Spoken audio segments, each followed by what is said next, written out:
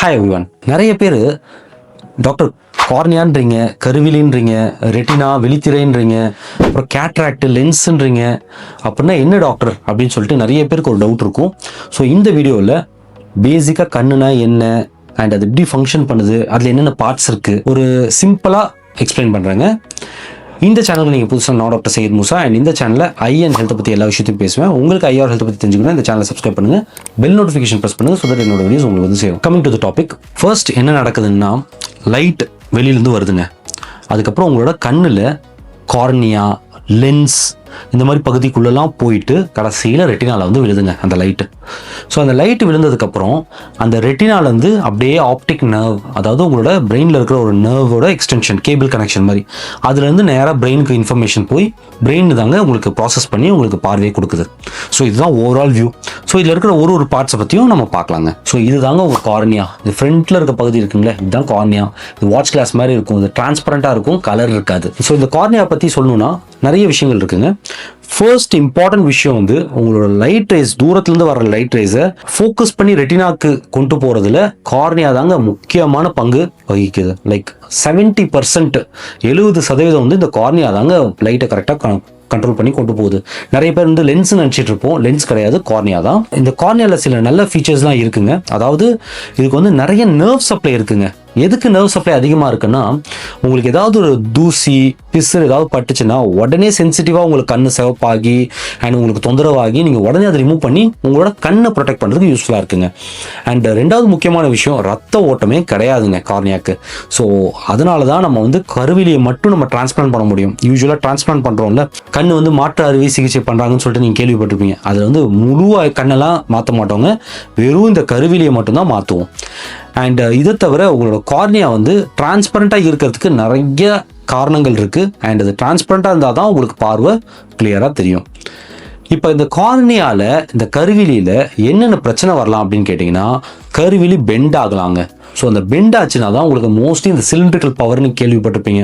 Cylindrical power, Tariq power, astigmatism சொல்லிட்டு அந்த பிரச்சனைலாம் கார்னியா பெண்ட் ஆகிறதுனால வருதுங்க.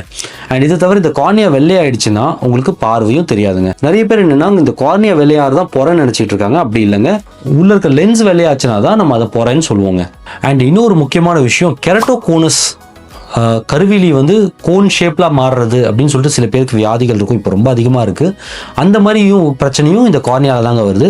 அண்ட் உங்களுக்கு பிடிச்ச இன்ட்ரெஸ்டிங்கான விஷயம், LASIK, BRK, smile, silk, clear, இந்த மாதிரி நிறைய சர்ஜரிஸ் இருக்குது. அந்த சர்ஜரிஸ் எல்லாமே இந்த கருவிலியில் தாங்க பண்ணுறோம், வேறு கண்ணுக்குள்ளெல்லாம் எதுவும் பண்ணலைங்க. ஸோ இவ்வளோ இம்பார்ட்டன்ஸ் இருக்குது இந்த கார்னியாவில். ஸோ பேசிக்காக லைட் வந்து நேராக இந்த கார்னியாவில் படுதுங்க. கார்னியாவில் பட்டதுக்கப்புறம் இந்த லேயருக்கு வருங்க. இதுதாங்க உங்களோட ஐரிஸ்ன்னு சொல்லுவோம்.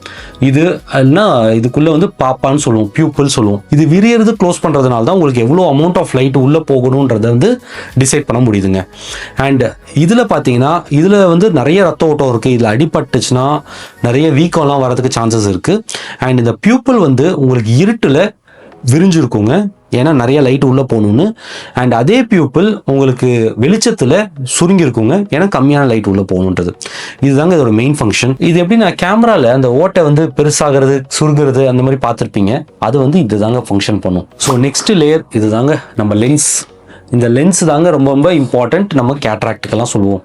இது பேசிக்காக வந்து இதுவும் டிரான்ஸ்பரண்ட்டாக இருக்கணும். இந்த லென்ஸ் ஏன் இப்படி இருக்குன்னு கேட்டிங்கன்னா, இது வந்து குண்டாவோ இல்லை ஒல்லியாவோ, திக்காவோ இல்லை தின்னாவோ இது ஆகிறதுக்கு சில ஃபங்க்ஷன்ஸ் இருக்குங்க. அதுக்கு பேர் அக்காமடேஷன் சொல்லுவோம். பேசிக்காக என்னென்னா, நம்ம தூரமாக பார்க்குறோன்னா இந்த லென்ஸ் வந்து தின்னாக இருக்குங்க, உள்ளே இருக்கிற மசில்ஸ்லாம் ரிலாக்ஸ் பண்ணிவிட்டு இதை தின்னாக்குங்க. இதே வந்து உங்களுக்கு கிட்ட பார்க்குறீங்க, ஏதாவது ஒரு பொருளை கிட்ட பார்க்குறீங்க அப்படின்னா உங்களுக்கு அந்த லென்ஸ் வந்து தடிமன் ஆகணும், குண்டாகணும், ஸோ தட் உங்களுக்கு கிட்ட இருக்கிறது தெரிய வரும். இதுக்கு உங்களோட மசில்ஸ்லாம் கான்ட்ராக்ட் பண்ணி உங்களோட லென்ஸை வந்து கிட்ட பார்க்க வைக்குங்க. ஸோ இதுதாங்க மெயின் ஃபங்க்ஷன் இந்த லென்ஸ்க்கு. அதாவது ஃபோக்கஸ் பண்ணுறதுங்க, தூர பார்வை, கிட்ட பார்வையெல்லாம் ஃபோக்கஸ் பண்ணி கொடுக்கறதுங்க. அண்ட் ரிஃப்ராக்ஷனுக்கு இது ஒரு 30% வேலை செய்யுங்க. நான் முன்னாடியே சொன்ன மாதிரி கார்னியா தான் மேஜர் பங்கு வகிக்குது. இது வந்து ஒரு 30% ரிஃப்ராக்ஷன், அதாவது லைட்டை வந்து மேக்குலால, ரெட்டினால கொண்டு போய் சேர்க்கறதுக்கு இது ஒரு ஃபங்க்ஷன் பண்ணுது. அண்ட் இந்த இடத்துல தான் உங்களுக்கு வந்து கேட்ராக்ட் வரதுக்கான சான்சஸ் இருக்குது. கேட்ராக்ட்னா பேசிக்காக என்னென்னா சதை ஒரு புதுசாக ஒரு லேயர் வருது அந்த மாதிரிலாம் கிடையாதுங்க. இந்த பகுதி லென்ஸுன்ற பகுதி வந்து வெள்ளையாகிறது தான் கேட்ராக்ட்னு நம்ம சொல்லுவோம். 40 வயசுக்கு அப்புறம் கொஞ்சம் ஹார்டன் ஆகிடும். அதனால் உங்களுக்கு ஃபோக்கஸிங் பவர், தூர பார்வை கிட்ட பார்வை ஃபோக்கஸிங் பவர் குறைஞ்சிரும். அதனால தாங்க நிறைய பேருக்கு 40 வயசுக்கு மேலே கிட்ட பார்வைக்கு கண்ணாடி போடுறோம்.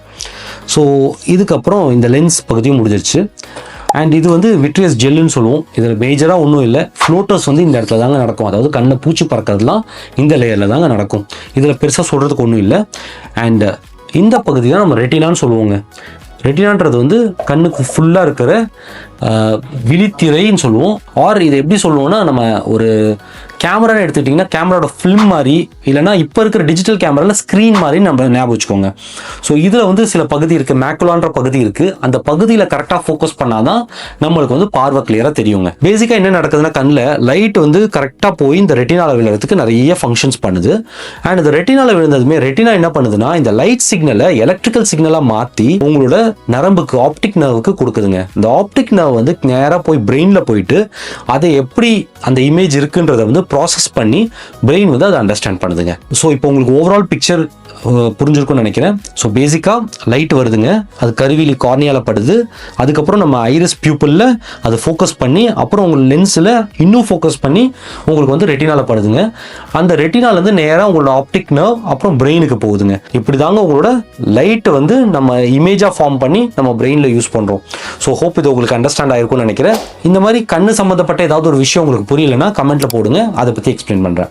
தேங்க்யூ.